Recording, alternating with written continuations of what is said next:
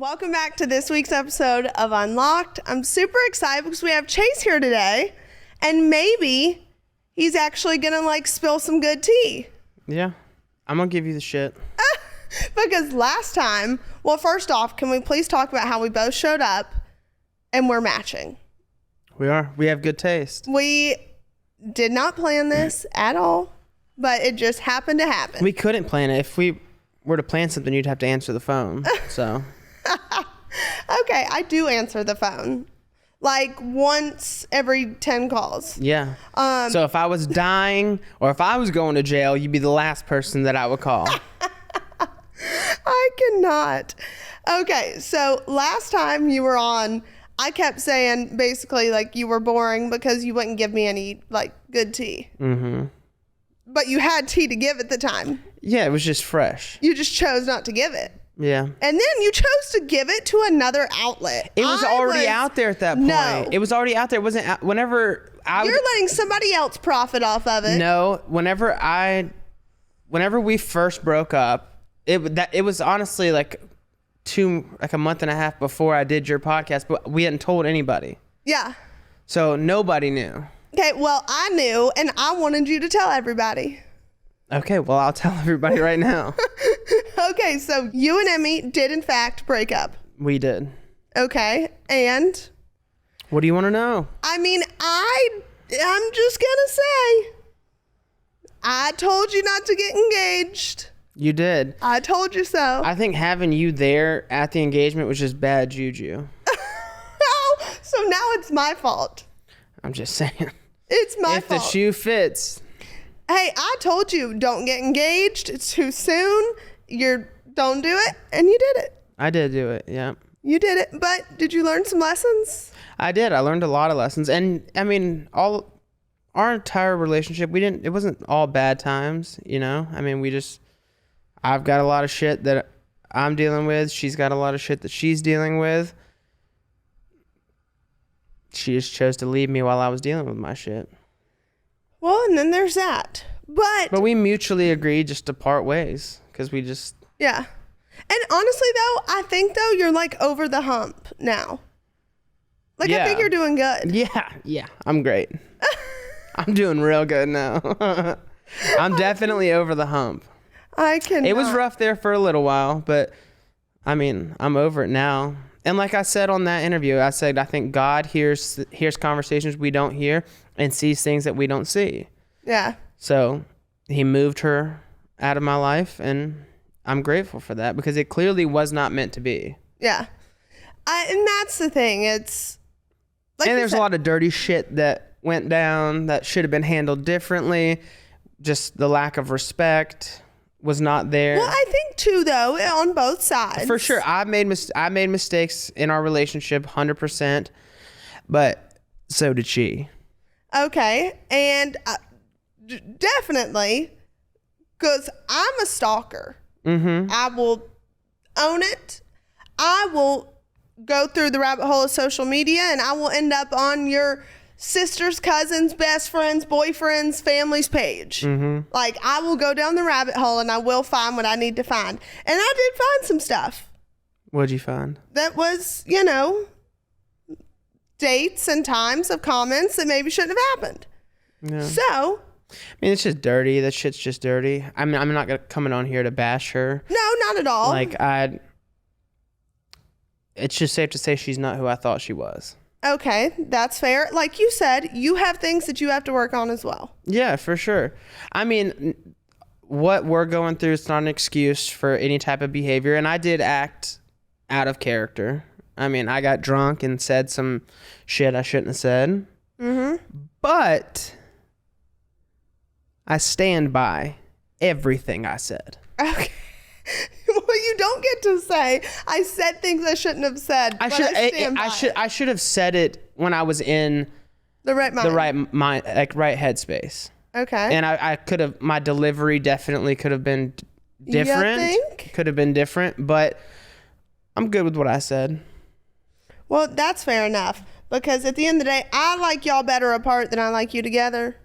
And I think that goes for everybody in our family. Because I said that from the beginning, and I do not care what anybody says. You said that you didn't think that the intentions were right. I didn't think the intentions were right, but also too, I did give her a chance at some point throughout the process. I wouldn't say that, but that is such a lie. At the very beginning, I tried to give her a chance, and then she like blew me off. So I just said, "Screw this! I don't need another friend. I got all the ones I need." But the moment I know she yelled at me on the phone, I was done. I was like, "No, this is not happening. I don't know who you think you're dealing with, but you got the wrong person today." Yeah, I don't know. Yeah, I don't know. But I mean, but hey, like I don't think she's a bad person. No, I don't think she's a bad person at all. But definitely the way she and her mother handled things were there was no respect. And it was. But you can't use the word respect because there were a lot of moments where you didn't have respect. That's true. For them as well. Yeah, but there's a lot of moments I did. Yeah, 100%. Yeah. No, I get that. You definitely did. I bent over backwards for that entire family. Well, you chose that family over your own. I never did that. Yes, Chase. No, I did not do that. You made them. That's the way, y'all think that, but just because, like, whenever you get into a relationship, you're supposed to get to know the other person's family. You're supposed to spend time with them. Yeah, but you don't choose holidays with their family over your own. I didn't choose holidays with them, Savannah. Chase. I spent the holidays with my family, and then I went down there. Call it out. There were Hairball? There were times where you chose them over your own family. That's not true. That's just not true. And I would never choose anybody over my family. I wouldn't. Okay. But I can tell you right now, there won't ever be another one there's even going to be that question. Well, but it sucked because like I was really in love with her. I really was. And like, it really did, like, it screwed me up. Oh, I know. Trust me, I know. We've all had to be around you. Yeah. We've all had to be around. But I mean, like, the only thing I can do is just thank God for bringing me through it. And I've learned a lot of valuable lessons. So what would you say now, like, when you do go to date somebody, what are you going to look for and not look for? I mean, I'm just looking for a good person, somebody that's loyal, that has good intentions, that has the things that I want, which would it should just be a good person, you know? Like it's not that hard not to be shitty. You need more than just a good person. Well, I mean, I think that somebody that aligns more with my life and can relate to things that I've gone through and I'm going through and what we've been going through our entire life. Well, yeah, I think, which some people may say it's like not healthy, but I want someone who's gone through shit. Well, everybody's gone through shit, just people lie about not going through it. Yeah, but some people though have lived this like fairy tale cookie cutter lifestyle that they really haven't gone through anything. Like major hardship. Yeah. And I want somebody who's like gone through it, somebody that just knows what it feels like and can relate to my mess of a life. Yeah. I mean, as far as Emmy goes, she's going through something that's terrible right now. Oh, with 100%. Her dad being sick. And honestly, if they needed me, I would be there for them today. Yeah. Would I ever get back with her? Not a chance in hell. Yeah. That would never happen because I've seen too much. I've seen true colors. Yeah. I've seen, you can sit here and tell me something all day long, but when your actions completely contradict your words, then I would be a dumbass just to sit there and take you for the words. 100%. So, but I mean, if they needed me, I would be there for them. But if I don't have to be in a room with them, I'm not going to. Well, I love that and I appreciate that because I do. My heart goes out for her and her family and everything that they're going through. 100%. But she still did some dirty shit. And then there's that. But I think now, like, you're on the up and up. Yeah. We're moving on. Moving on, We're baby. moving on. We are Life moving is looking on. up. Yeah. So, okay. So you're good. I'm good. I'm dating. You're dating? I'm dating. Oh. I've been on a date. Oh, have you? I have, yeah. And? It was great. I had a great time. What'd you do? We went to a concert, went to Morgan's concert. I went too. But I didn't even stay for the whole concert. I cannot. But we had a good time. Dude, I know. That's the fun part about where we're at right now. It's like we can date. We can get to know people. We can. And if it doesn't work, that's okay. Yeah, if it doesn't work, that's okay. But also, too, I think after me ending my engagement and dating people, like now more than ever, I know exactly what I want and what I don't want. Yeah, for sure. Like, that's just... I definitely know what I want. I definitely know what I don't want. I'll put it like that. I know exactly what I do not want. See, me too. And I can tell you another thing. I ain't never putting a girl on again. What? Explain that. In our life, Yep. if a relationship, we decide to take it public, they build a following. Yeah, I'm not doing build a hoe anymore. No, I'm done with that. I'm done with that. I'm done putting them on. They're done making money off of my last name. So anybody else that's potentially thinking that they're going to come and hit a lick, it ain't happening. That's so true though. It's so crazy that anybody we have publicly dated has like gained. I'm not sitting here saying we're like these huge celebrities. Not at all. But we're big enough. But these people, we're big enough to put people on where they leave with a paycheck. That's the thing though, is like these people that we date, we're the dumbasses that put them all over our social media. They get hundreds of thousands of followers and then they're making like thousands of dollars a month. Yeah. Like, it's crazy. And then don't want to give you credit.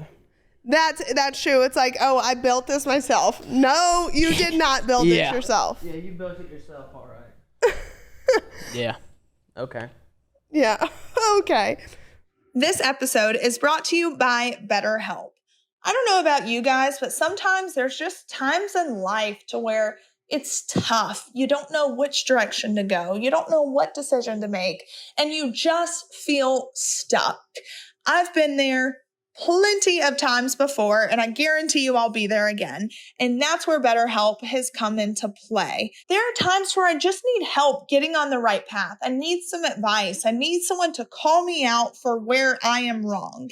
And that's where BetterHelp is absolutely amazing. I've benefited from therapy, and I'm pretty sure that you guys will too. So if you're thinking of starting therapy, give BetterHelp a try. It's entirely online, designed to be convenient, flexible, and suited to your schedule. You just fill out a brief questionnaire to get matched with a licensed therapist.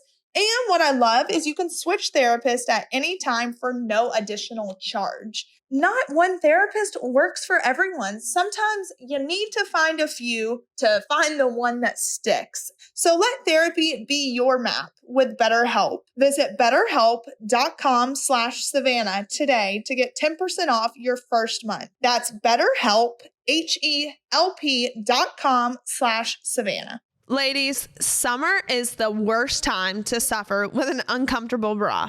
Thankfully, HONEYLOVE has revolutionized the bra game. Upgrade from traditional bras that use uncomfortable underwire and bulky fabrics that trap heat. HONEYLOVE's bras feature supportive bonding that eliminates the need for underwire without sacrificing lift. Plus, they're made with fabric that's so soft, it feels like a second skin. You'll immediately feel and see the difference. It's so next level comfortable that you'll forget that you're wearing it.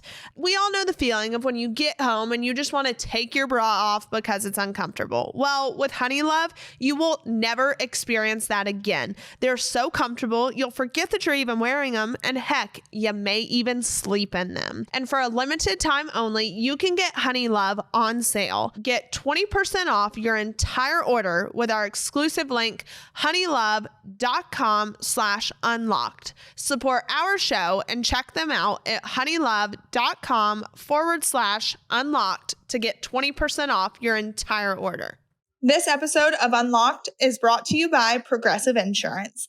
Let's face it, sometimes multitasking can be, well, overwhelming.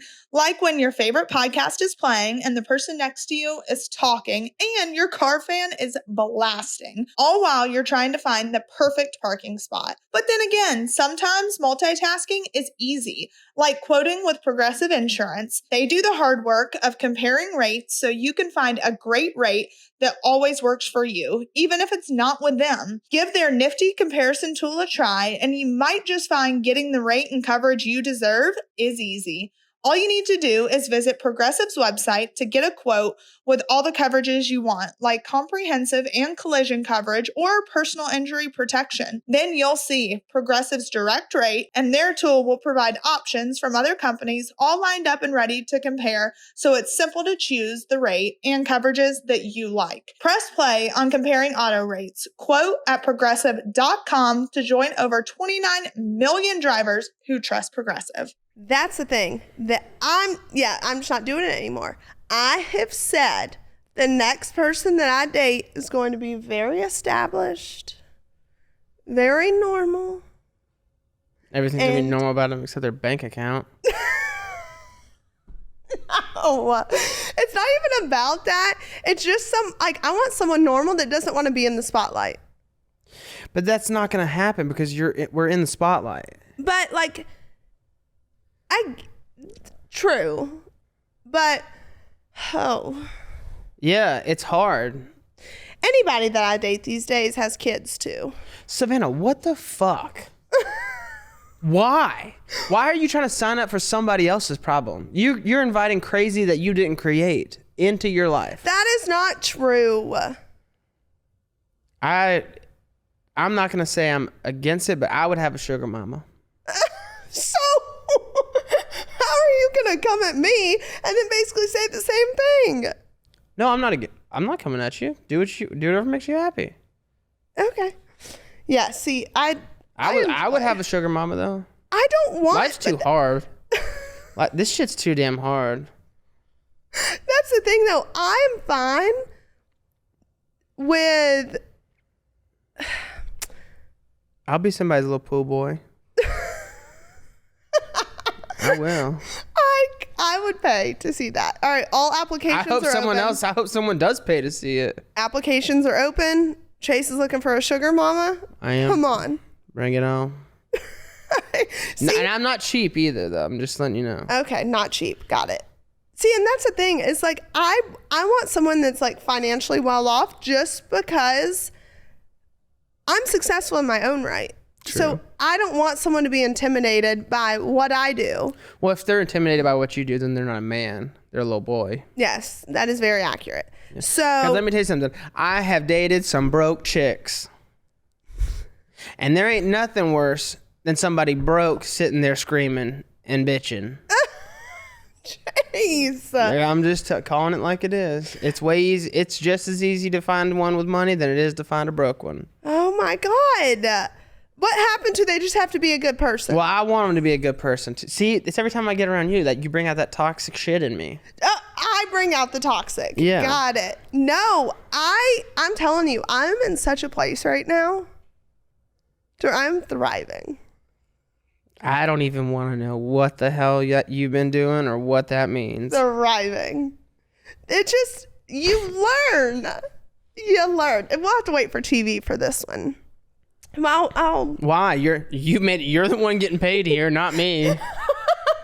I'll out it when I start filming. You can't do that. I'm unloading my shit. You need to unload yours. Hold on. You don't need to be doing all that. Hold on. Samantha, you're in your prime. Wait, what? I gotta, hang on.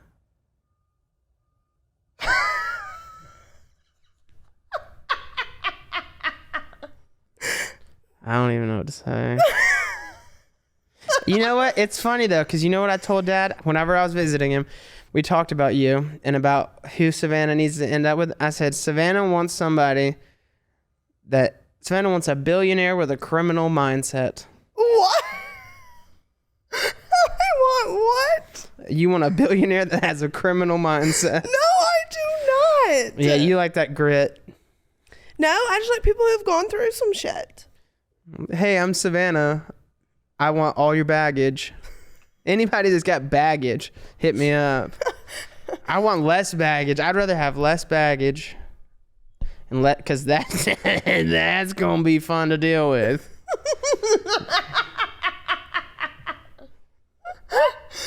It's just, I like a challenge. There's a difference between a challenge and an execution. We're moving on. Like I said, we'll wait for TV for that. So you did just hit on, though, you went and visited Dad. Mm-hmm. How was that? It was pretty rough, honestly. Just all of the guards all of a sudden have had a shift in like their mood, their attitude, the way that they're treating people. And I'm sure it's because well, we know why. Yeah. It's because we're outing everything that's going on there. Yeah. And one thing I do want to address, though, is there have been some articles that have come out that's just like, oh, the Chrisley kids want to complain that their parents aren't in good conditions. And first off, it's not only for them, it's for everybody in there. Exactly. It's for everyone in there. And the amount of people that we have had to come up to us and say, thank you so much for speaking out. Yeah. We don't have a voice, but you guys do. Please keep doing it. Mm-hmm. So that's why we do what we do.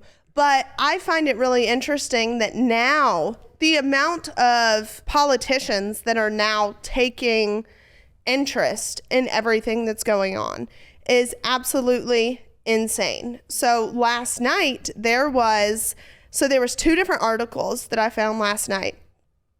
And when it comes to the conditions, there was an article that came out that said, extreme heat is killing people in prison. What's being done about it? Nothing.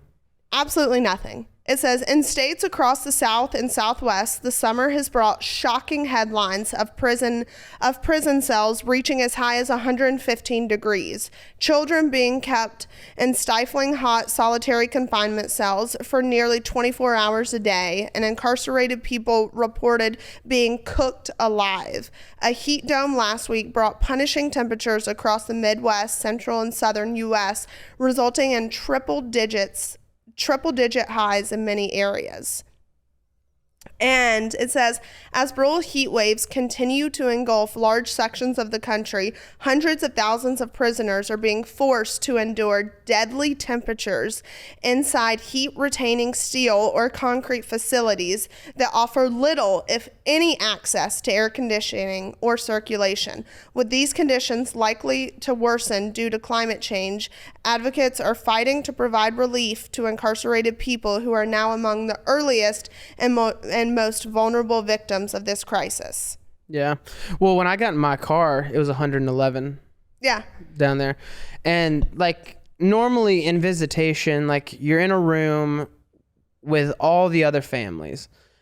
And so like you have conversations with other people. Oh, for sure. Like there's kids there, and of course everybody is well aware of who we are, so they want to come up, say hello and all that, which we're totally cool with. We embrace it. And there's like a few kids that just run up to me and just give me a hug, and when we run up to Dad and give him a hug. Yeah. This has been fine for the entire time for the 8 months they've been there. It's been totally fine. Now like when I was in visitation, anytime anybody came up to us, they were reprimanded, and the officers were threatening to suspend their visits and make them leave if they came and talked to us again. Yeah. Which is absolutely absurd. And then also like the vending machines are not working, and a lot of these people don't have the means to be wasting any money. No. Like they're doing all they can do to get in the car and drive to go see their loved one. Yep. The last thing that they need is to get in there and try to buy a snack or buy a drink, and then the machine takes their money, doesn't give it to them. And then the guard's response to me was, it wasn't even to me, it was to a woman there. She was like, it took my money. He said, if you've got a problem with my vending machines, call the number, which you can't bring your phone in there. So how are we supposed to call the number? Yeah. Shithead. Like, no. And then this is a federal facility. It's a smoke-free facility. You're not supposed to be smoking. no one is supposed to be smoking. Oh yeah, they all sit outside and smoke all the time. This one specific officer. Now, if these are such hardened criminals that need to be watched 24/7, then he shouldn't be getting up and leaving his post unattended with nobody there and going outside and chain smoking cigarettes while children are walking inside. Yeah, no. And it clearly says no smoking. Well, I think that's the tough part is no one is holding these correction officers accountable. And that's where someone has to step in. And what's sad is they get a slap on the wrist. They get, but they get no punishment for anything. Well, there was a sexual assault and they moved the inmate to another facility, but yet the guard was able to stay there. Mm-hmm. How does that make sense? And then... Well, to their protocol, they remove the inmate, but they allow the guard to stay while they do the internal investigation. Yeah, which is bullshit. And to me, that is an issue. There are so many flaws in the system. Remove the guard. And why are you going to move the inmate twice?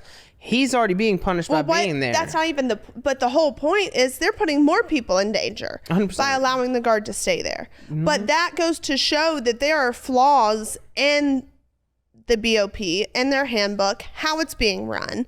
And that's an issue. And I mean, this information, so I have a letter that was mailed to me from the chairman of the board of the Black Republican Caucus of Florida. And it goes in deep. I mean, on all of the issues. And we will place this on ChrisleyDefense.com. But I'm not going to read the whole thing, but this just goes into speaking about this male. He is...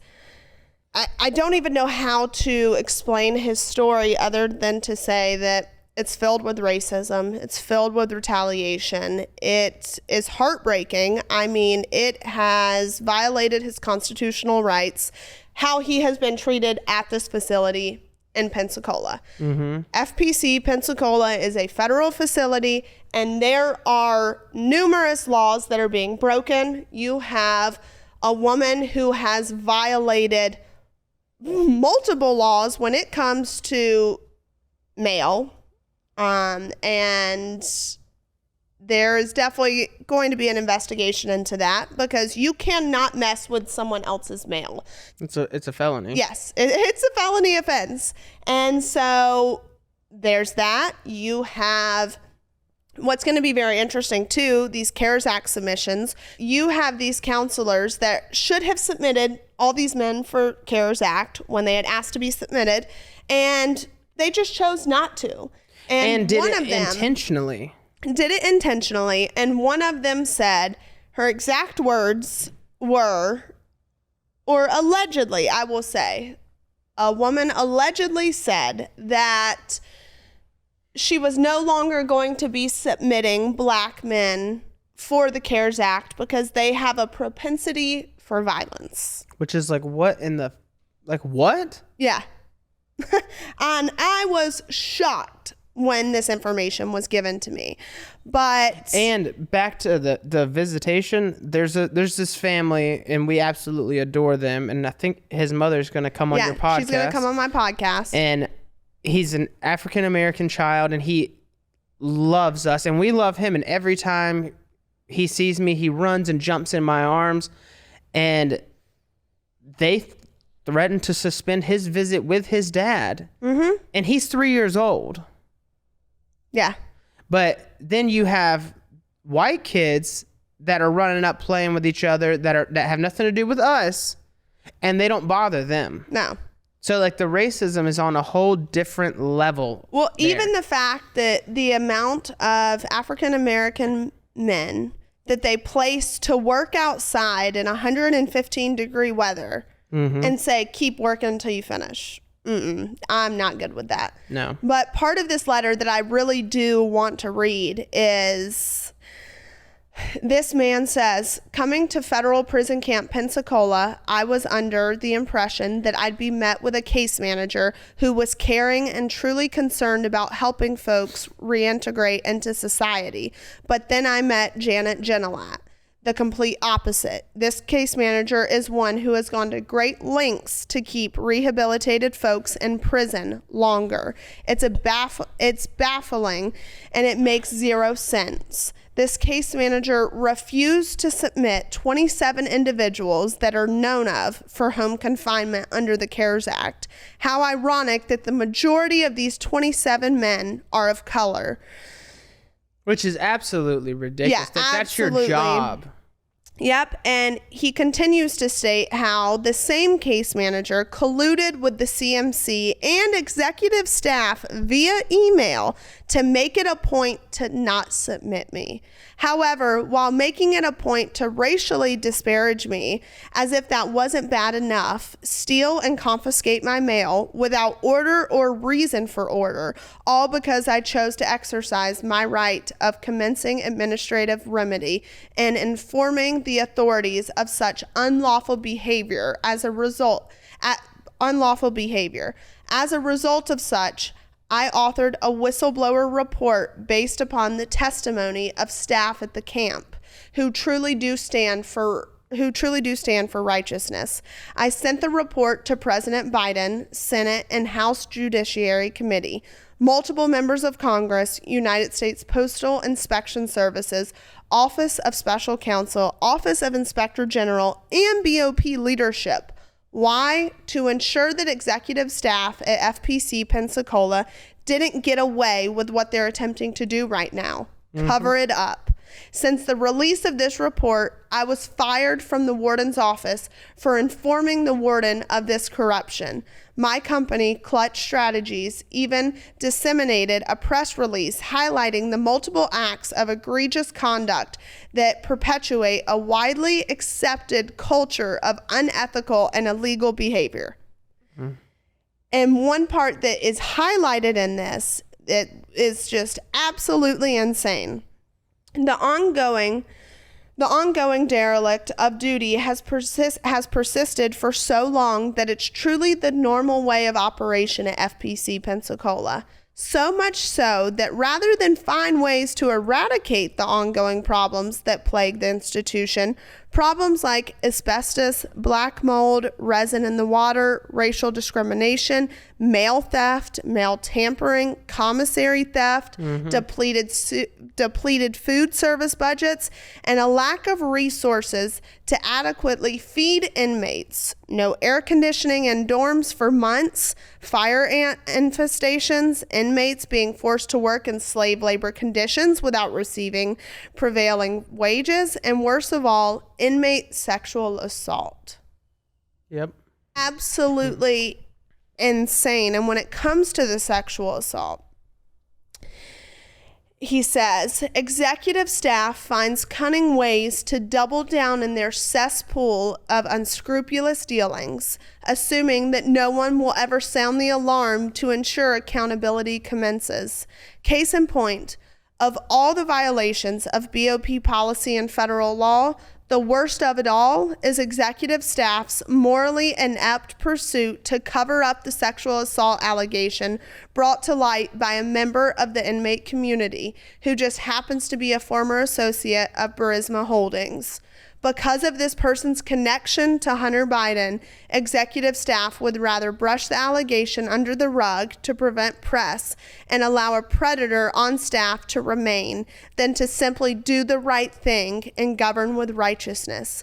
Clearly, these violations aren't political issues. They're human rights issues. And that's one thing that I really want to point out is it's no left or right issue at this point. This is right and wrong. Human rights issue. It's right and wrong.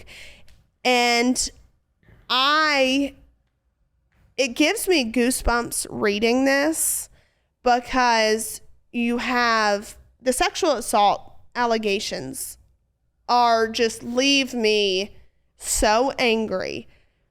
Because why are we putting people in a position of power to harm those that have no power. And in October of 2022, Colette Peters, who's the director of the BOP, publicly pledged to hold accountable any employees who sexually assaulted inmates, reform archaic hiring practices, and usher in new transparency to an agency that has long been a haven of secrecy and cover-ups. Mm-hmm. And so my thing is right now is my invitation to the director of the BOP, Colette Peters, to sit down on my podcast and to let's have tough conversations and let's figure out how we make a difference and how we help you with the information that we've been given. And that continues to roll in every single day. Because I am currently sitting on damning recordings that expose abuse and that name individuals that have committed these acts. And it's not okay. No. It's not okay what's happening to these men and women, and we need someone to hold their feet to the fire.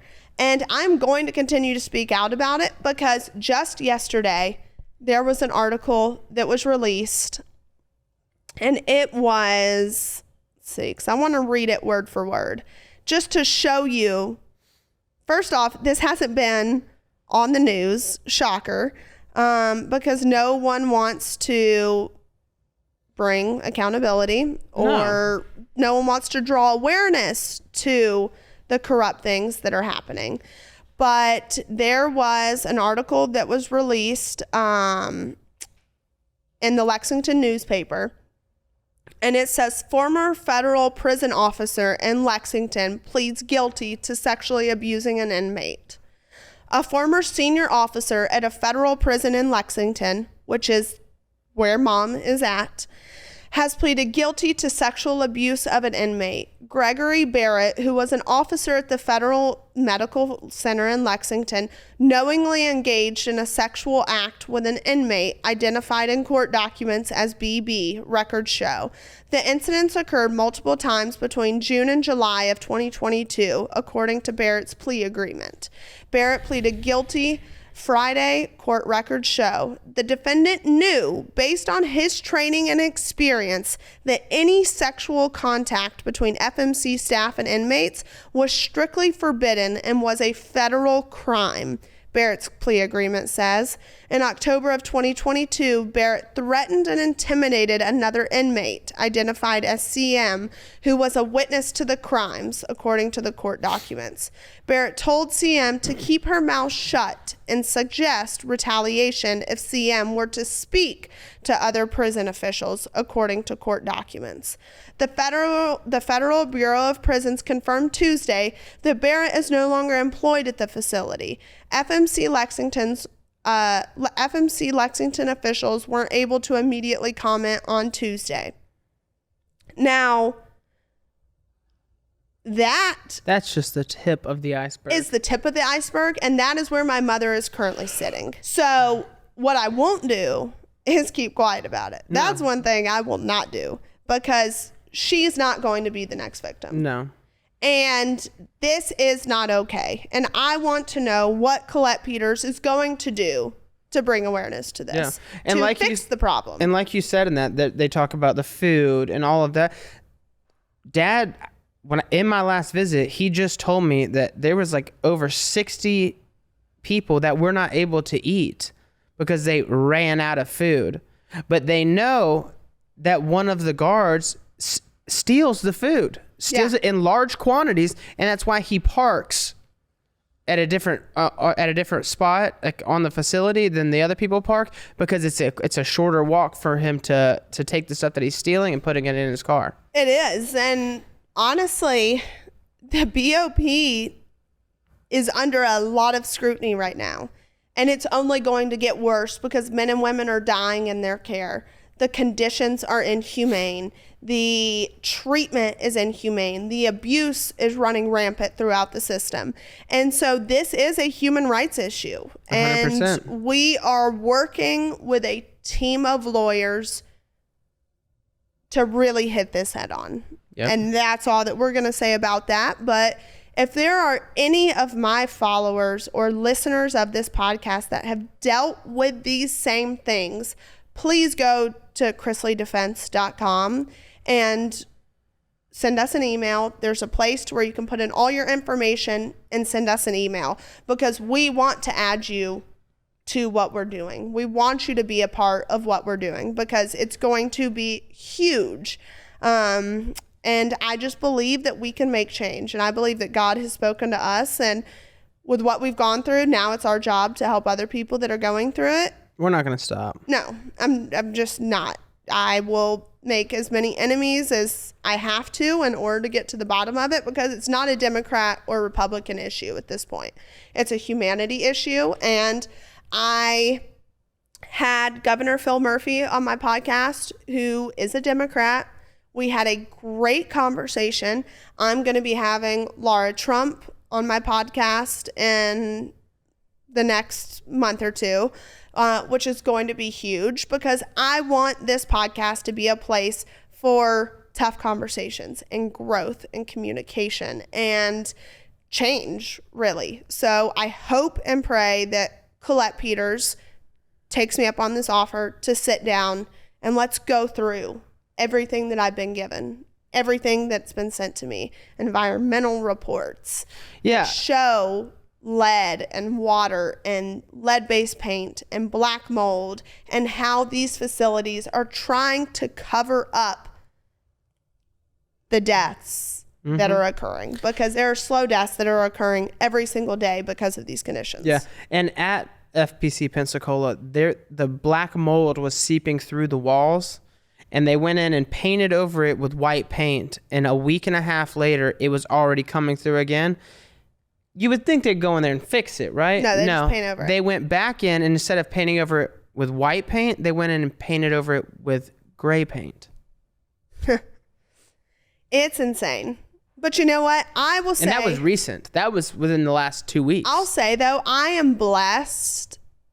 I'm thanking God for the people that work in that facility that have come to give information. 100%. Because there are good people. They're not all bad. No, they're not. There are good people that truly do care about these men and women, that don't agree with the corruption that's taking place, that want to come forward, but they're fearful of coming forward because of the retaliation that could happen with them. 100%. And so I just think this now is our time to step up. And like I said, I'll be posting this letter on the Chrisley Defense website. We'll also be working on sending out, once or twice a month, updates on everything that's going on with the case, everything with mom and dad, because things are moving. So now we're just sitting, waiting, and hoping for positive news to come.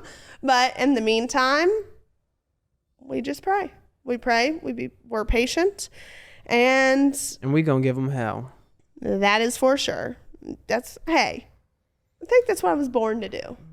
It runs in the DNA.